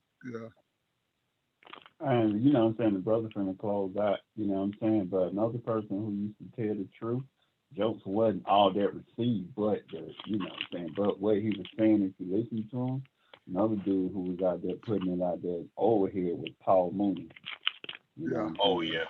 That's true. Paul Mooney was putting it out there. I remember when he came on set in that little crowd, and you know what I'm saying, and he had a fallout with Oprah and because he said, man, y'all really want to know why Oprah and Whoopi Goldberg don't like each other? He said, but you only knew the half. And then he gave the breakdown of Princess Diana, how, you know what I'm saying, you know what I mean, like what was going on around that time. Just, people something to think about it. You know what I'm saying? You're putting out too much good information. Walter, you're putting out you putting out too much good information. We're gonna have to let it go. Let it go. Let it go. What the brother was saying, man. But what the brother was saying is that a lot of these dudes who be in this stuff, they don't let their children listen to this stuff. Yeah, they steer their children because a lot of them they know what they're doing, bro. They don't even let their children participate in this stuff. Yeah, that's true. Yeah. That's true. And Walter, bro. I mean, not Walter. Willie. I want to let you give opportunity to let people know where they can find you at, and then we're gonna go and give it a thumbs up. Oh yeah, it's on Facebook. It's Willie Will Mac Lynch. I also have a business page, Lynch Logistics LLC, because I am a truck driver. Working on building my career and business up. On IG, it's The Real Willie Lynch. Okay, cool. Hey, that was my brother Willie Lynch. Also, my other brother Marlon. Might I add, I am a barber. I work at OG Cuts. You can check my Facebook. I'm sorry. No, my fault. I should have been put that in there. Spaceman Cuts, No, I got you. Let me go and give a shameless plug for my brother. If I you do go it. page, you can even go on my page. Look at the haircuts that he's performing. Hey, not only can he Okay. do old school, he do new school and any other See, school that's that what you. it is. That's what I it just is. got You a got to be haircut all the from way him. around. My brother do his thing, Okay. and if I think you you had told me that before. Didn't you? Hold up. Didn't you tell me that before, though, Jacoby? Didn't you tell me that before? what? That your brother cut hair? Didn't you tell me that before, man? Didn't we talk about that? Did we? No, I ain't got no brother that cut her. Who was that? Just say that. Okay, let me put it like this. It don't matter who that person was. When it comes to the Okay. haircut Okay. on this show, Marlon Simpson, what is it, Simpson? Simmons, man. Hey, Simmons. I'm sorry. Yeah, but no. See. Hey, bro, I didn't Hey, graduate look. preschool. No, Marlon. I didn't graduate preschool, so forgive me. You hear me? No, check this out, though. I'm about building, man. So No, I know. I'm not the type of person to be like, oh man, don't tell me about no nigga who cut hair. I ain't looking for that nigga. I'm trying to make I myself. don't care about how It they ain't feel. about me. It ain't No, about me. It's about. No, Marlon. Marlon, let me do you right. Let me do you right, bro. Go I ahead. got Go you. ahead. It's not about none of that stuff that he said. But right now, we're closing out on my brother Marlon. So my brother Marlon, he cuts her. If you stay in his area, hey, I don't care what all them other dudes doing. I don't care about their shops, they truck driving, whatever. I'm talking about they truck pull up, haircut shops, whatever. Holla at my bro, man. My bro gonna hook you up. I don't care if you want new school, our school, old school, Noah school. Hey, you can get Adam school. You hear me? You know Adam and Eve. You can go holler I at my appreciate bro. that, brother. I really do, man. I appreciate that. Really. Anything I can do for you, I will. Believe If you're it. a single mother looking for the low prices, you're trying to get your kids. On your son. You know, if the baby daddy ain't doing what he's supposed to do, hey, I got a bro who gonna hook the kids up for a little bit of nothing, man. Go holler at my brother Marlon. Yeah. You know what I'm saying? Okay. My brother Get that knucklehead right. I just met my brother Willie. You know what I'm saying? Hey, y'all give me a little time to get to know my brother a little better. But based off the stuff that he said tonight here on the platform, hey, I 100% again, 100, not 99. I 100% agree with everything that my brother said tonight. Hope that y'all will be looking forward, as I hope that my brother come on the platform even more to give his opinion or fact about any other topic that we come up with. When it comes down to my frontline brother, he's my frontline brother, Walter Johnson. We've been in this thing for years, man. He's a Christian brother just like I am. We believe in Orthodox. You know what I'm saying? Hey, man, we like to have fun, man. We like to share. Looking for me, man. Every last one of us pro-black. We believe in the black community, but we are pro-truth overall. What we mean by that is, if there's a black person in the community who's saying that 2 + 2 do not equal 4, if there's another person who's Chinese, white, green, Mexican, whatever, who's saying 2 + 2 does equal 4, we are pro-black, but we are pro-truth. And me, I am your boy NoBody. I always trying to tell everybody about somebody who can save anybody, and that is Jesus the Christ. This has been another takeover episode of Paradigm Shift TV by your host, NoBody from Trust and Believe the Gospel. I appreciate Marlon, Willie Lynch, and my brother Walter coming on the platform, sharing their information about this topic. And we're going to see y'all in the next video, man. We love y'all, and truth overall, man. Cool. Same here, brother. Peace. Peace. I'll let your boy, man.